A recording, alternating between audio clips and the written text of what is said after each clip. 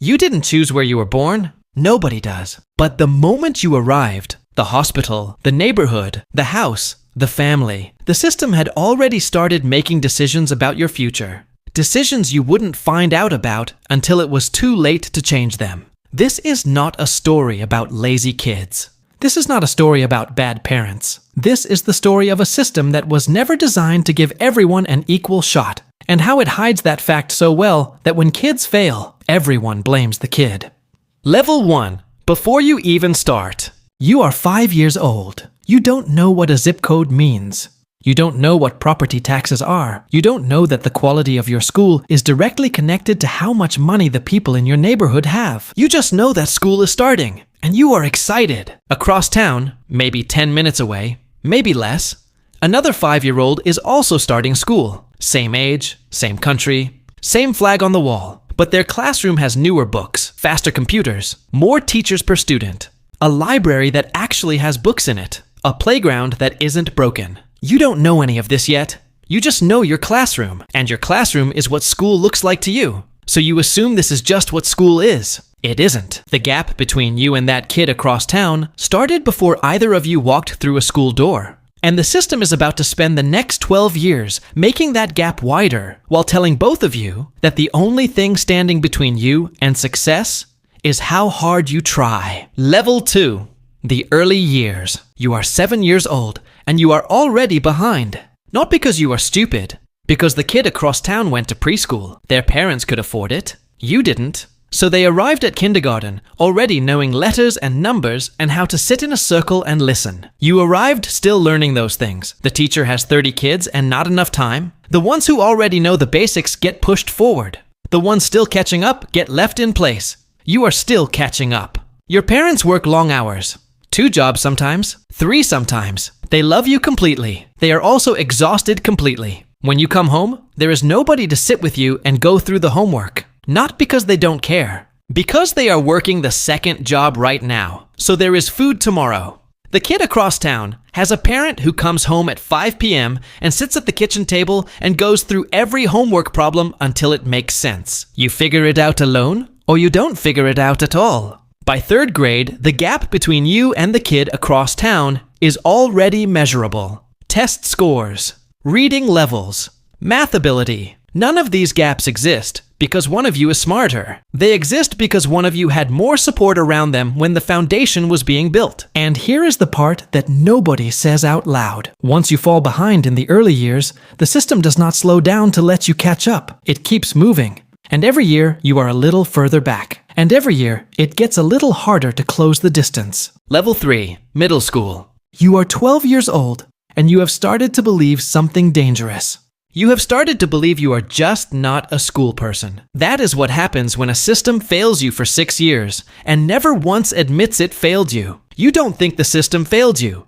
You think you failed, because that is the story everyone around you is telling. Try harder. Pay attention. Apply yourself. Nobody says your school has half the resources of the school across town. Nobody says you are working against conditions that would slow anyone down. Nobody says the test you just failed was written for a kid whose life looks nothing like yours. They just say try harder. So you try harder. Sometimes it works a little. Sometimes it doesn't work at all. And when it doesn't work, you go a little further into the belief that this just isn't for you. The kid across town is taking advanced classes now. Their school offers them.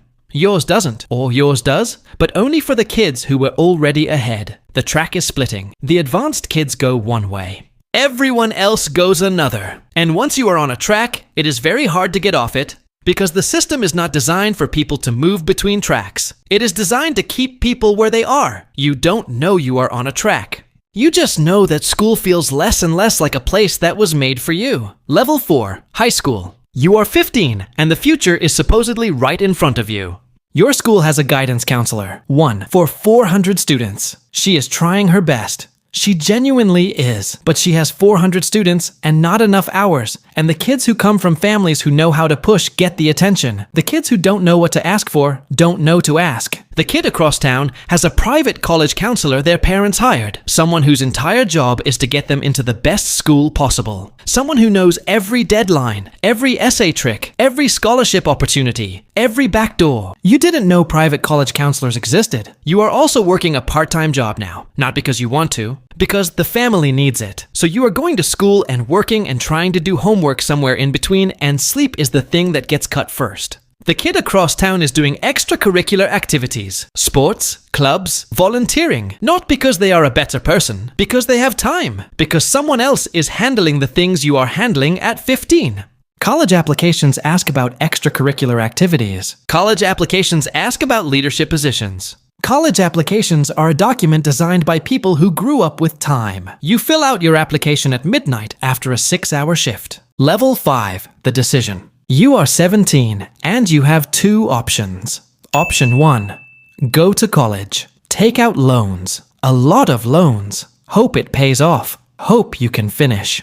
Hope the degree gets you somewhere. Statistics say first-generation college students drop out at much higher rates than everyone else.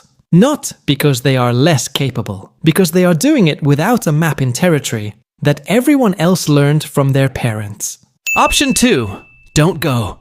Get a job. Help the family now. Give up on the future version of yourself that college was supposed to create. Both options have a cost. The system designed it this way. The kid across town doesn't experience this as a decision. For them, college is just the next step. It is assumed. It is funded. It is supported. Their parents went. Their older siblings went.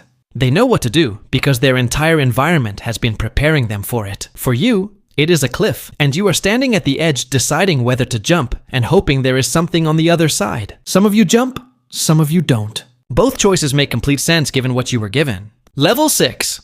What the system never told you.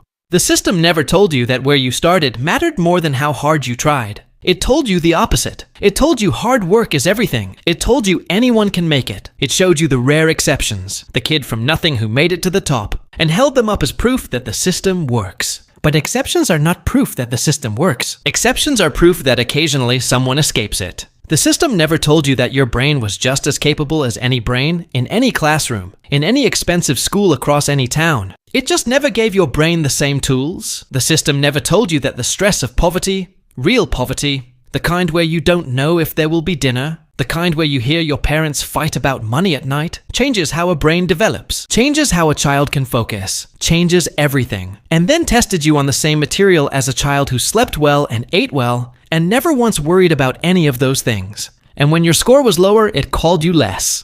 The 2 endings. Ending 1. Some of you reading this made it through. Not because the system helped you, in spite of the fact that it didn't. You found a teacher who cared more than their salary required. You found a mentor, a library, a YouTube video, a book, some small door that was slightly open, and you pushed through it with everything you had. You made it. And the system looked at you and said, see, it works. You are the proof. But you know the truth. You know how many people just as capable as you didn't make it through. Not because they didn't try, because the door was slightly less open for them, because the one teacher who might have seen them retired the year before they arrived, because one more thing went wrong at exactly the wrong moment. You made it. The system didn't make you. You made you, despite the system. Ending 2.